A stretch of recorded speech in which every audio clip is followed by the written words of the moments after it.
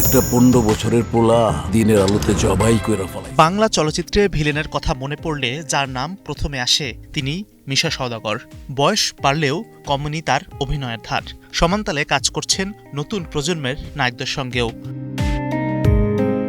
দীর্ঘ 4 দশকের ক্যারিয়ারে অসংখ্য চরিত্রে অভিনয় করে জনপ্রিয় এ অভিনেতা জায়গা করে নিয়েছেন দর্শকের হৃদয়ে।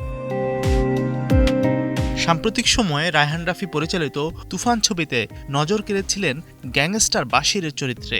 শাকিব খানের সঙ্গে তার উপস্থিতি অন্য এক মাত্রা যোগ করে সিনেমা জুড়ে। এবার তুফানের পর নতুন মিশনে নেমেছেন মিশা সওদাগর। রায়হান রাফির পরিচালনায় আবারও তিনি অভিনয় করছেন। ইতিমধ্যে বেশিরভাগ শুটিংও করেছেন সম্পন্ন। মূলত এবার নারী কেন্দ্রিক গল্পে ঈদের সিনেমা নির্মাণ করছেন রায়হান রাফি। 3টি নারী চরিত্রের ভিন্ন ভিন্ন যাত্রা, মনস্তাত্ত্বিক দ্বন্দ্ব ও বাস্তবতার কষাঘাতে এগিয়ে যাবে সিনেমার গল্প। এই 3 চরিত্রে অভিনয় করছেন শবনম বুবলী, নাজিফা তুষি ও মারিয়া শান্ত।